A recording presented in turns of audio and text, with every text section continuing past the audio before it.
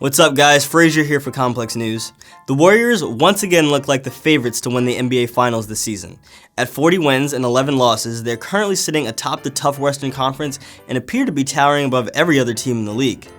But throughout the course of the season, they have sustained a series of bad blowout losses, including one to the Grizzlies in October, one to the Thunder in November, and one to the Clippers in early January.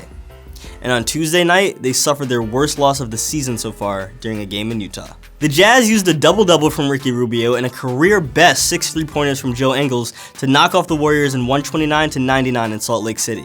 The Warriors looked lifeless for much of the game and definitely didn't bring their best defensive effort. And when it ended, Steve Kerr went off on his players for the, in his words, pathetic effort they displayed. He called them out for playing disgusting basketball and didn't pull any punches while describing his team's putrid performance. We just didn't start out the game with any force defensively. We weren't staying into bodies, they were just stopping behind screens, we were lazy on our switches. We played with no sense of urgency, no sense of purpose. Or, put more simply, Kerr said, I saw one team get their ass kicked. That's what I saw. To their credit, most of Kerr's players wholeheartedly agree with his brutally honest assessment of their effort level on Tuesday.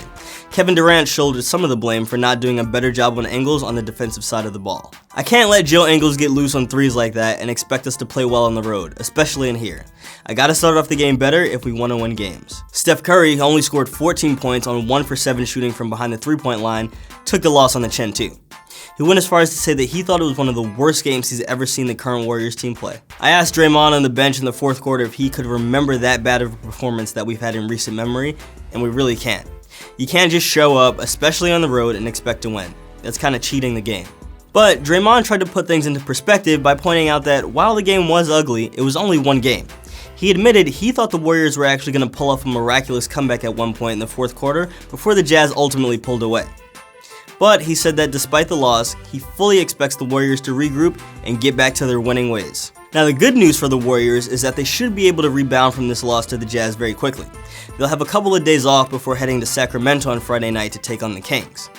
And because the Warriors already suffered a surprising loss to the Kings during a home game back in late November, they shouldn't have any trouble getting up for the game and pulling forth a better performance than the one they had on Tuesday. They'll then play another road game against the Nuggets on Saturday before returning home next Tuesday for a much anticipated matchup against the Thunder. That's the news for now, but for all the latest on the Warriors, subscribe to Complex News on YouTube. For Complex, I'm Frazier.